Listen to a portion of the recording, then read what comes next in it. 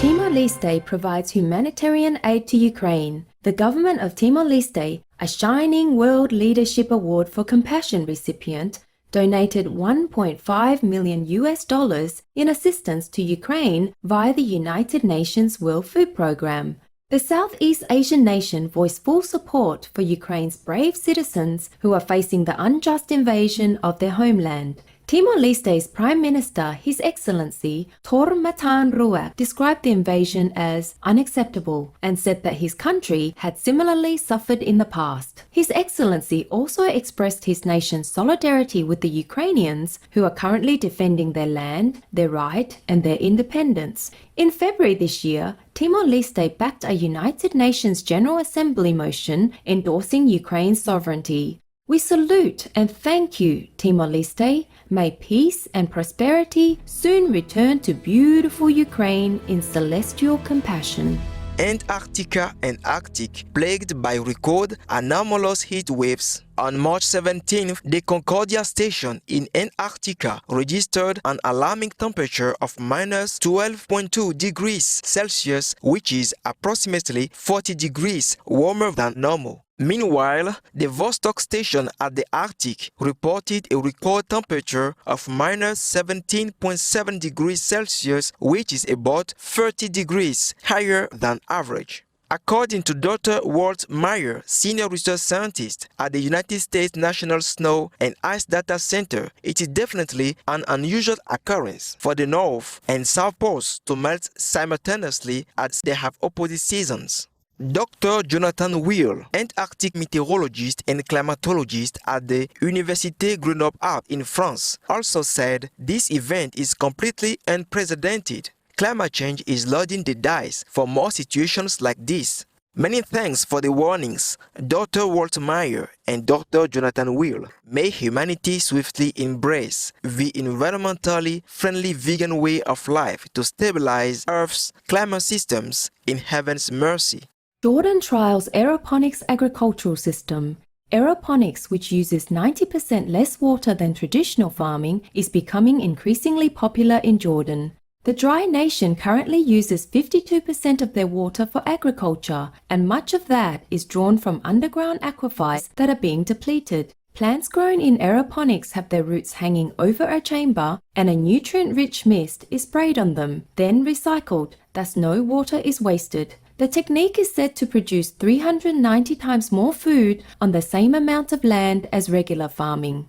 Way to go, Jordanian farmers and companies involved on this innovative way to save water and land while supplying delicious vegan fare to your nation. In Allah's light, may every country conserve water, soil, and resources to ensure the ongoing availability of food for all. Researchers find a fascinating relationship between desert sand and moisture. Engineering professor Dr. Michael Luge at Cornell University in the United States led his research team in studying the behavior of water absorption in the desert. In a project that began almost 40 years ago, his team found desert sand to have pores that not only absorb moist air but also retain it. Professor Luge explained, the sand is breathing like an organism breathes. Through this slow breathing process, the sand absorbs microbes and humid air, but does not easily exchange it with its surroundings. The team's discovery has promising applications, such as helping researchers calibrate satellite observations set up over deserts, search for water on extraterrestrial terrains, and identify moisture contamination in pharmaceuticals. Fascinating work, Professor Michael Luge and team, as divine grace couples with humans adapting the benevolent vegan lifestyle. May our beautiful Earth home be replenished with abundant resources for a bright future.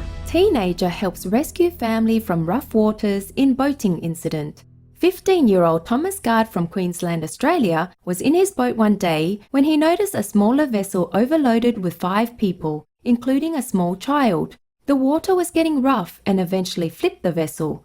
Thomas, who had offered help earlier and was standing by, acted immediately. He pulled the frightened girl from the water into his boat and had one of the adults grasp its side as he brought them to shore. Another bigger boat soon arrived and rescued the others, with the Coast Guard also dispatched. For saving lives, Thomas was honoured with 3 Hero Awards for his bravery by the Caloundra Coast Guard, the Sunshine Coast Council, and a Queensland State Representative. Hats off to you, Thomas Guard, and others involved in the rescue. We are relieved that the family was saved. May more people be inspired to reach out and protect one another in heaven's love. United States plant-based food producer broadens its market through collaboration with strategic distributor. Vegan company Plant-Based Foods, which specializes in hemp-based alternative meat products, has announced a partnership with Kihi, one of the largest organic food wholesalers in the country.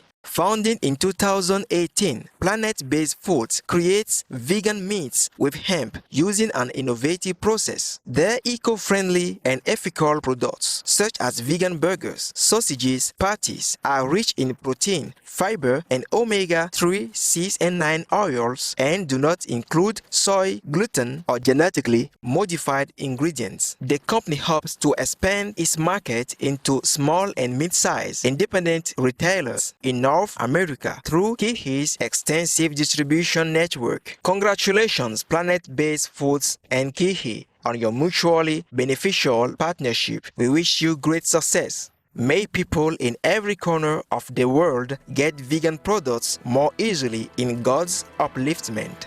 Beaver people reintroduced to London after more than 4 centuries.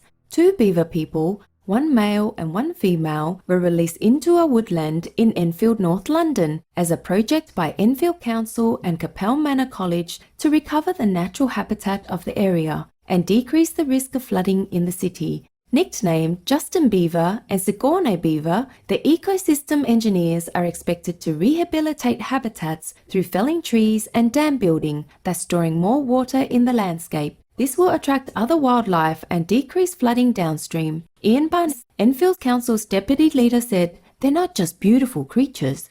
They're so good in the ecosystem, encouraging other animals and insects because of the ponds and dams they make." Wonderful idea, Enfield Council at Capel Manor College. We wish the 2 tenants much happiness in the new home. May each species be free to carry out their unique contributions to build a sustainable world in divine guardianship.